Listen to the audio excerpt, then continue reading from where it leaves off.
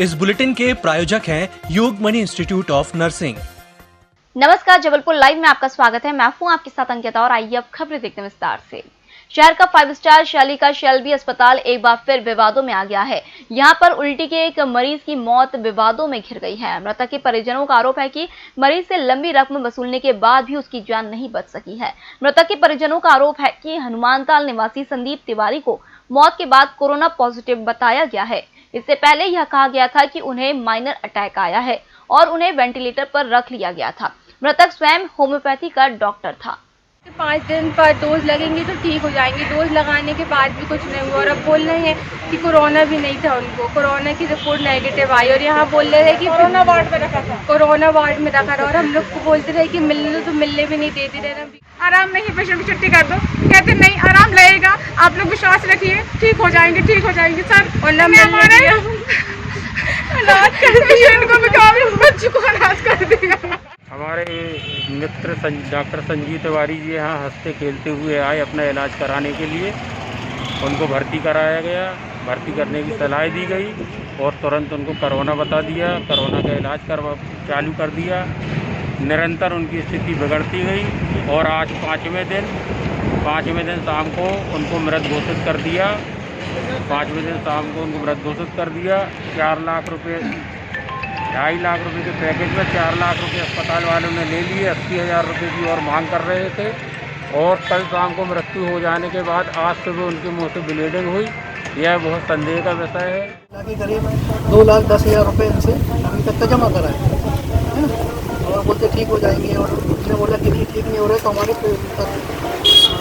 Patient को और छुट्टी करो, तो इन्होंने छुट्टी भी नहीं, तो नहीं ठीक हो जाएंगे। उन्होंने प्रॉमिस भी किया था, 100% बोले थे ठीक है। उन्होंने हमारा पेशेंट चाहिए मुझे, तो उन्होंने छुट्टी नहीं दी सर यहाँ से। और आखिरी में क्या हुआ कि सर शाम को 6 बजे इन्हें वेंटिलेटर में रख दिया। वो तो मेरे को माइनर अटैक है कल दिनांक को सर, तो उनको माइनर अटैक है। माइनर अटैक बोल के उनको वेंटिलेटर में रख दिया। अब पता नहीं सर ये कब डेथ हुई उनकी, 4 बजे हुई, 3 बजे हुई कि 6 बजे। हम लोग को 8 बजे और मिलने भी नहीं दिया सर, इस गेट के अंदर नहीं जाने दिया हम लोगों को।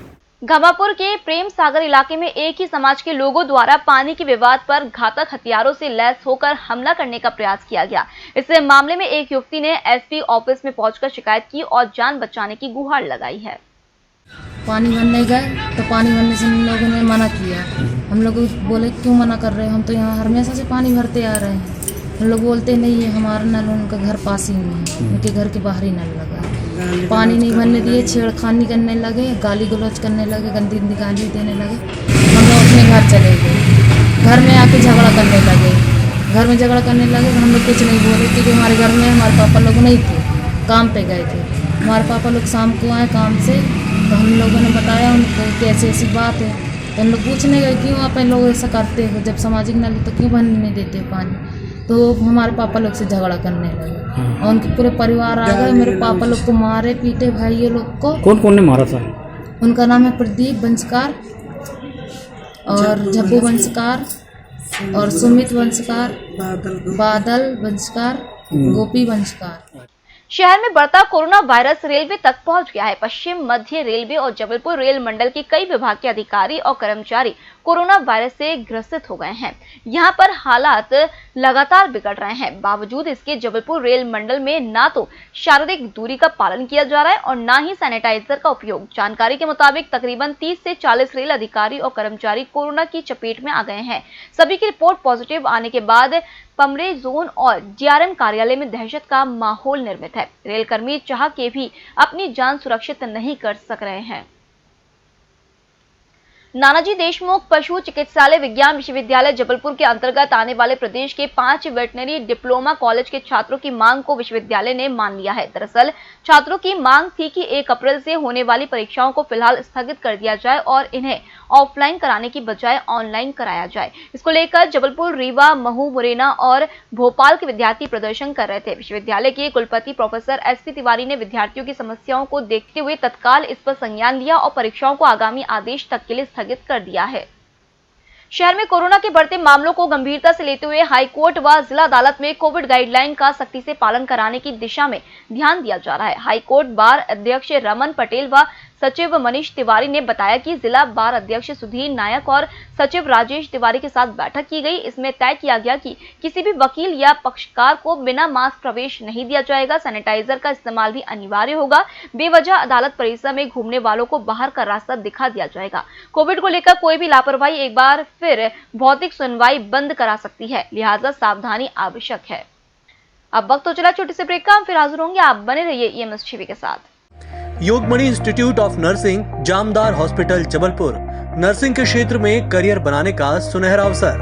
प्रवेश प्रारंभ BSc nursing, post basic BSc nursing, GNM। पता 198/2 Ragwa, ward number 72, Arihant warehouse के पीछे, पाटन बाईपास चौक के पास, जबलपुर। ब्रेक के बाद आपका फिर से स्वागत है और बढ़ते अगली खबर की ओर। अधिक ब्याज के लालच में पति की आखिरी जमा पूंजी एक चिटफंड कंपनी में जमा करना एक वृद्धा को भारी पड़ा। चिटफंड कंपनी 1 साल पहले पैसे लेकर कार्यालय बंद कर भाग गई। वृद्धा के मुताबिक एजेंट भी अब फोन नहीं उठाता है। पनागर पुलिस ने पीड़िता की शिकायत पर धोखाधड़ी का मामला दर्ज कर लिया है। जिले में मंगल का दिन अमंगल साबित हुआ। किसानों की खून पसीने की कमाई खेतों में ही स्वाहा हो गई। खेतों के ऊपर से गुजरे बिजली के झूलते तार हवा के थपेड़ों के बीच आपस में टकरा गए। इससे निकली चिंगारी ने देखते ही देखते 50 एकड़ गेहूं की फसल को राख कर दिया। वहीं मझोली में 100 एकड़ गेहूं की फसल जल गई। अग्नि हादसे के बाद फायर ब्रिगेड की गाड़ी देरी से पहुंचने को लेकर ग्रामीणों ने हंगामा भी किया। आधारताल क्षेत्र के गर्दा में प्रशासन ने पुलिस और नगर निगम की मदद से माफिया का 1 करोड़ की लागत से निर्मित 10 डुप्लेक्स को जमींदोज कर दिया। खाली कराए गए जमीन की कीमत 2 करोड़ रुपए के लगभग है। आरोपी कज्जू उर्फ कदीर शातिब बदमाश है।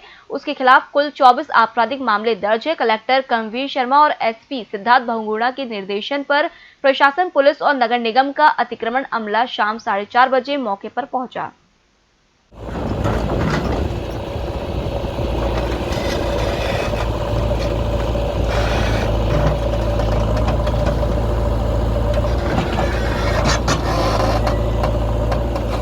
जिले के कुंडम इलाके में मछली मारने के लिए हिरण नदी के कुंड में लगाए गए करंट की चपेट में आने से एक युवक की मौत हो गई। युवक का शव कुंड में उतराता हुआ मिला।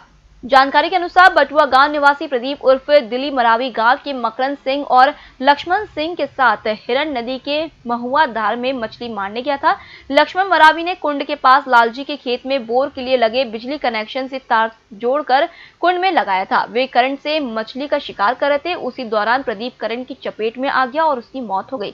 उसका शव कुंड में उतराता हुआ मिला। मकरन सिंह ने प्रदीप के घर पहुंचकर उसके पिता रामप्रसाद मरावी को खबर दी। प्रदेश के सभी जिलों में 700 थानों में अब ऊर्जा महिला हेल्प डेस्क स्थापित हो जाएगी।